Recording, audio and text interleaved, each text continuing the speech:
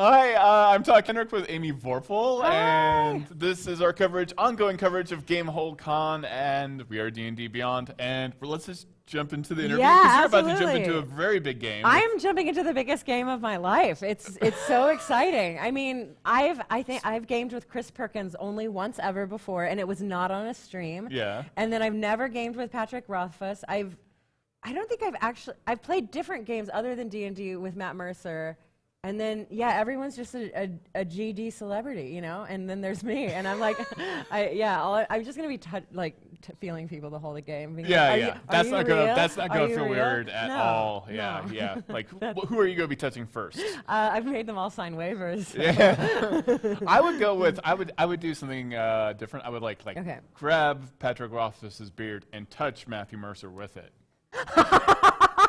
So I would, or just use Matt Mercer's glorious hair to be Patrick Rothfuss's beard. Weave it. And weave it all in. Yeah, we gotta get that photo. So, and I'm sure they're fine with it. I think they're totally fine with it. Yeah, we'll ask them first thing. Right before the stream begins. Yeah, I'm gonna get kicked out of this. Well, no, think of it. It's for the kids. It's for extra life. So. Yeah, you get away with a lot of stuff, don't you? By saying that, it's just like a panacea of assault. Yeah. So you play D&D? Yes, I do. Yeah, before you were actually asking me about my last name, which is Vorphal. Which is fantastic. Which is, and it is in the D&D lore and has been for a long time. Right. My last name has an H in it, and in German, ancient German, the way Shakespeare in English is ancient English, ancient Germany, it means boundary marker or boundary pole. Okay. And it's VORPA and then H and then L, but in the D&D lore it comes from the Lewis Carroll poem, The Vorpal Sword or The Vorpal Blade. Both are used in that poem. But I've assumed the moniker Vorpal Sword. But yeah, there's no real rhyme or reason to it. All of my family is named Vorpal. I'm the only one who's taken up the nerd, emblem and struck forth and forged my way ahead into legendary nerdom. That is an awesome last name. The only thing I like about my last name is clearly the Kenricks were delusional because it's a Welsh-Irish name. And it means royal family. And there's never been a royal family ever named Kenrick. Oh, that's right. Because Ken is folk or family. Yeah. Ken, and then Rick is probably some version of some super kind of rich. Royal. Fortune. Yeah, so clearly we were in the dirt and we're I'm the king. Yeah. And that's how the name started. But that's basically D&D too. Yeah. I'm gonna pretend I'm that's a better person than I am. We invented D&D, the Kenricks. I'm taking it away from everyone. Yeah, but I played D&D since college. My freshman year I got involved because I was an acting major and a friend of mine invited another friend, saw in my room a mosaic art piece of Yoda. That was made. I said forged. Of course, I said forged. Made from still shots from I think The Empire Strikes Back at the time. It was just screenshots that formed a mosaic of Yoda's face. Oh my God! He put two and two together. Was oh, you act and Yoda. I'm sure we're. I'm not out of line in asking you to play my D&D game. And they said you're playing a character, so I immediately did a voice, and they were like, "Yeah, you'll be fine." But her name was Nefarial Benedin, the rogue. Oh, that's good. Nefarial because nefarious, and then Benedin for good. So she was that's a super Star Warsy name right there. I know. Yeah, I nailed it right out of the gate. Is my point. But that was 3.5, and then I played second edition. In another year in college with a professor who made us, it was me and another student, and then a professor and another professor, and then his wife. So it was basically none of these students, don't tell anyone we're fraternizing with the students, And it was basically we can't be hanging out with you, and also no one can know that we're hanging out with you playing specifically Dungeons and Dragons. Oh, wow. Yeah, so we kept that secret for a minute.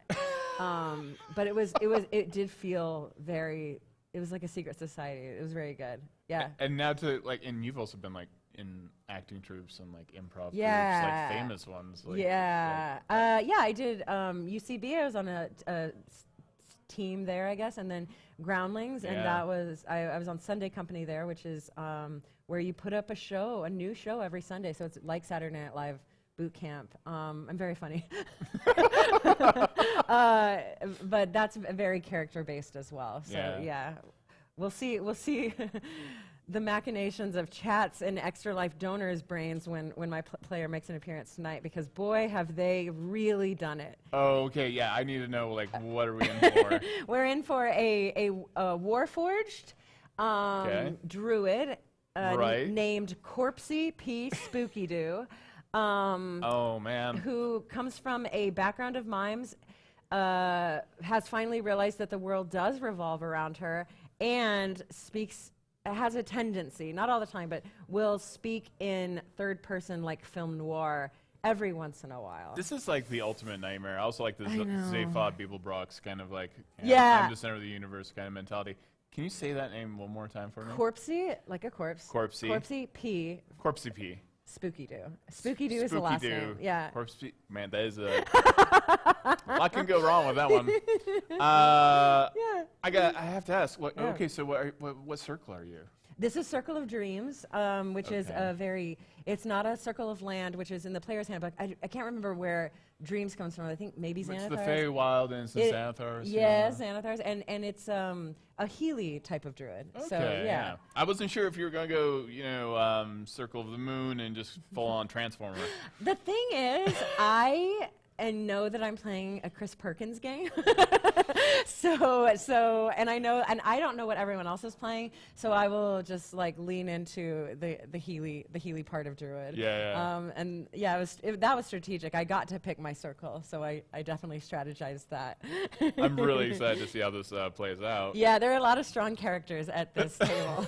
And you also came out with an album. Yes, I came out with that a year and a half ago, 2017 March at South by Southwest. Actually, was where it was released, which is really cool for such a nerdy album. But it's called "Songs in the Key of D&D." Shameless plug.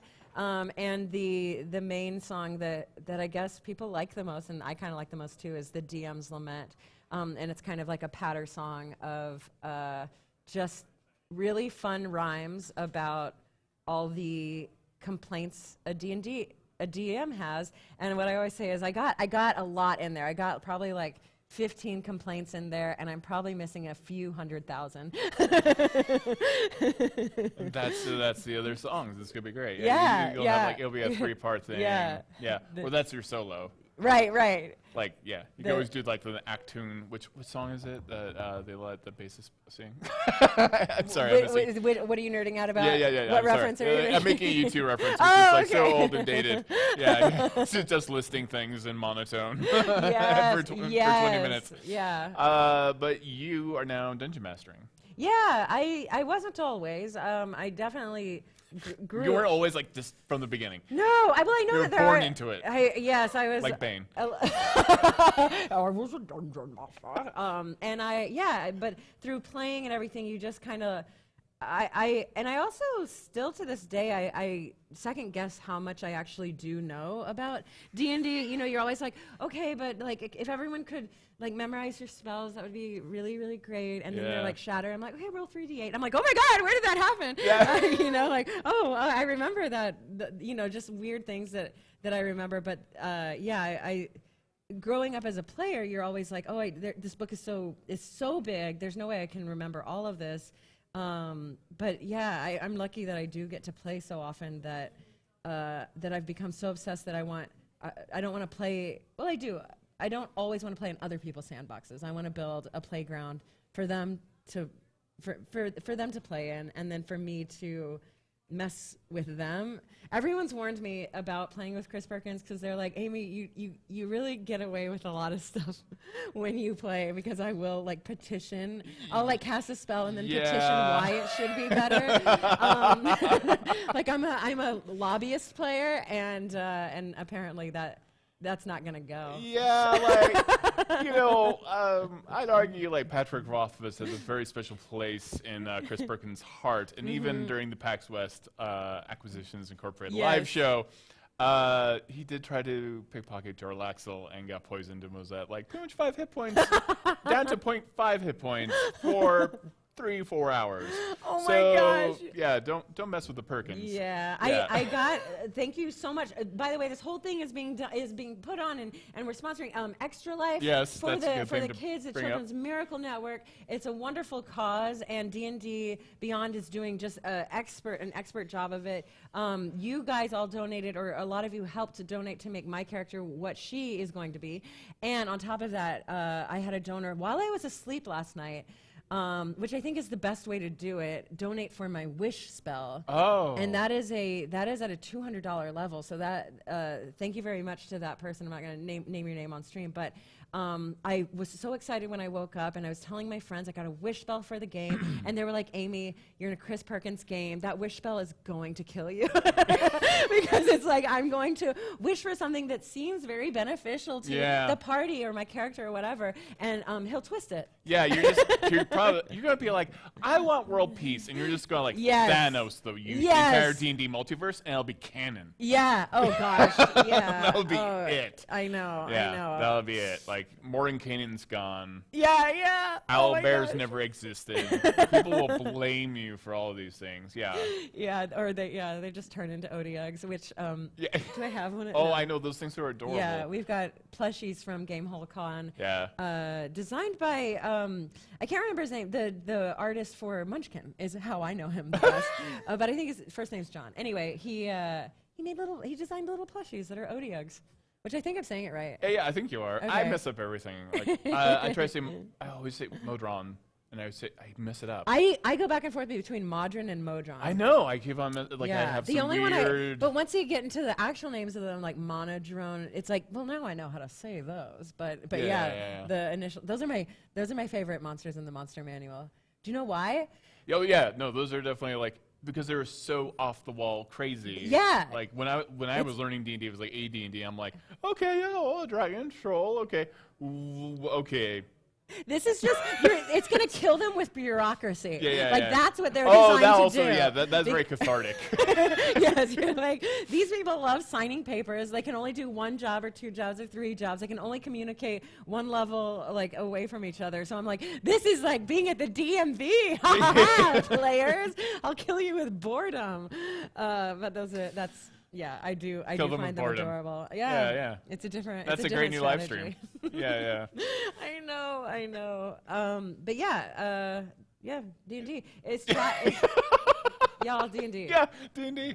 Yeah. How's that con treating you? You got all that energy, that con energy? Well, yeah. I've played a lot, and I was able to run my first con game. Oh, I've never crap. run I have not run game. a con game either, and I'm like super nervous about doing it for the first time. I'll tell you what.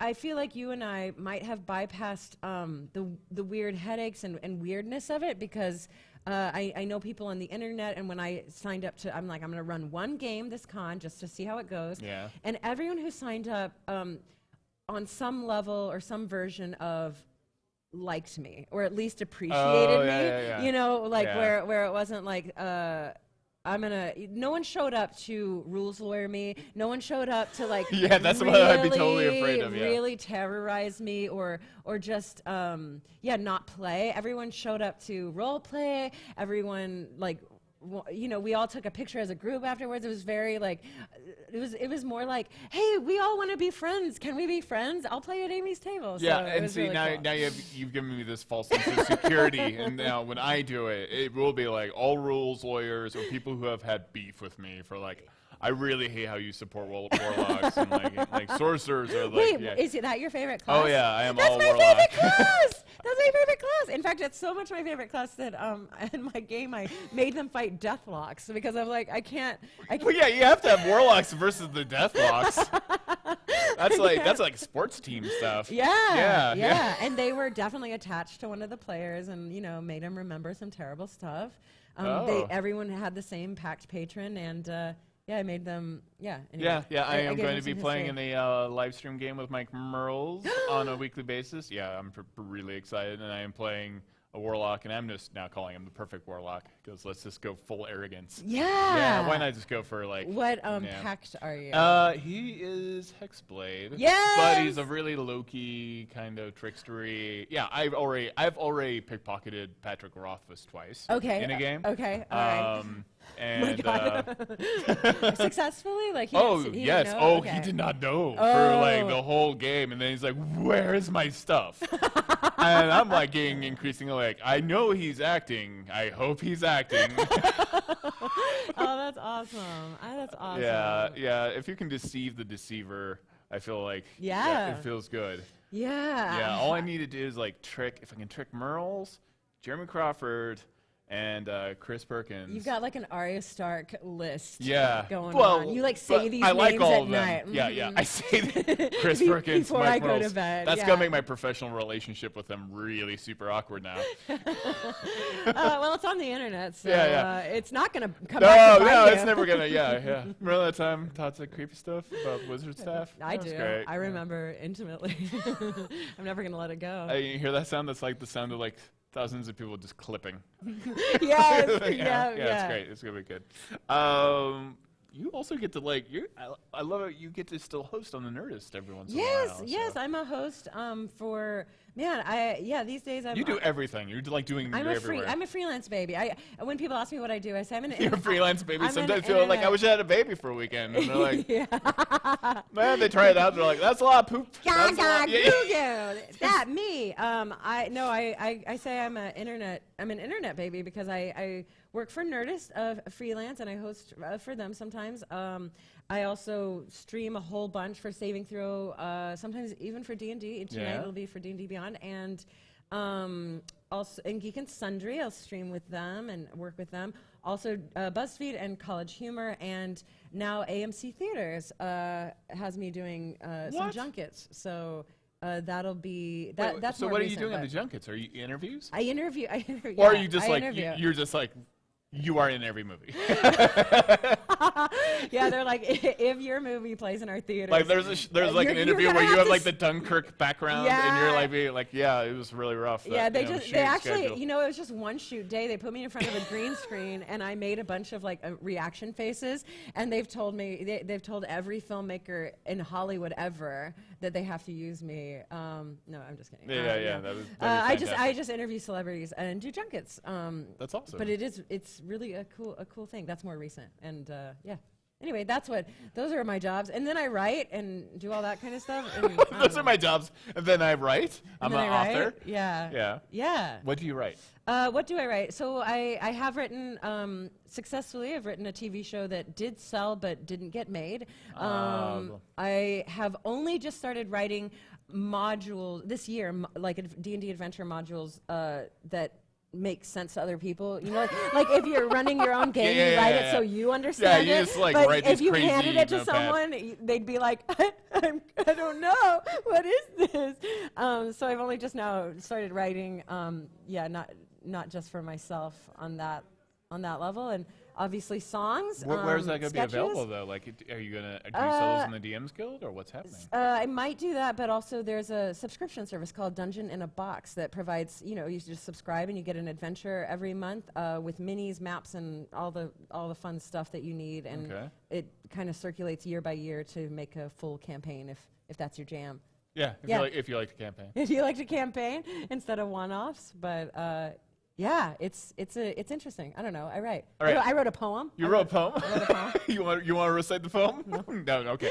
What is your favorite Warlock pact? In the game it's Hexblade. I like. Gosh, I don't want to get into it, but I don't love. Can I say my least favorite is the tome? Is the tome? Yeah. Okay. I don't love like extra. You get wizard spells, and I just think that's well. I mean, I like the. I'm not giving Mike Merle's notes, by the way. No. But I like the idea of like the evil book, but I want really evil stuff in it, right? Exactly. Not cantrips. Like cantrips are like you shoot eyeballs out at people, and it does like 1d4 points of damage. But it's like mainly just the creep factor. It's like, whoa, that was too far. Yeah. So you can flavor it. You can definitely flavor it up. Yeah. You can flavor it up. You can. Like your magic missiles can be like your magic. First of all, like your your eyes grow out of somewhere else, and then they like. Oh, your magic missiles are like your yellow skin toenails. Squeezes together and pops no, the eyeball out. Yeah. No. You did this. That's gross. You started us down this path. What else could we like make really disgusting? What's a really good cantrip? Mending is like the opposite of mending. Oh yeah. Oh no, it sews you up, but it's just scar tissue. Oh. Like and bulbous scar tissue. Yeah. Like has not been healed with aloe vera ever. So yeah, like sews up, but you're like just a low level cure wounds. It's a 1d4, but like is this like always like leaking. Oh yeah. like it's like really gross and pussy for the rest of your life. Yeah. Okay. Hey, this is a really disturbing turn we've taken. I'm so sorry. You and I could really we're gonna flavor up the warlock. Mike Merles, we got some. I met him. Okay, so this was another thing that he's. That's right, you met him. Like I know, I'm not immune to the nerd awkwardness. Meet your heroes type thing, and it was in the hallway, and I did this weird thing where I pointed at him and I go, "You're Mike Merles," and then went out to him and I was like, "I'm Amy," and like we've communicated on Twitter, so it shouldn't have been this big of a deal, you know. But I think I did the same thing to you. It was just like. I know you like, are. What is that? Like, yeah. We're friends in I the love social you. network Why did world. I say that? Yeah, it was just weird for a hot second. But that was a con highlight, I think, because I had always wanted to. I've had opportunities to meet him in person, and it just kind of shifted in this way where like we just missed each other like so many billiard balls on a table. That is excellent. And with that, we are going to wrap up our interview. Thank you so much, Amy Vorphal, for being on the show. Yes, of I'm course. excited to see your character. What the character again is? Corpse EP Spooky Doo, the Druid Circle of Dreams, Warforged. She comes from a family of mimes and has finally found out that the world does revolve around her. That's the scariest part, is the mime thing. All right, we will be right back in about 15 minutes, less than 15 minutes. We have pretty much everyone you'd ever want to see in a D&D game. So that's happening. And me. Thank you so much. We'll be right back. Bye.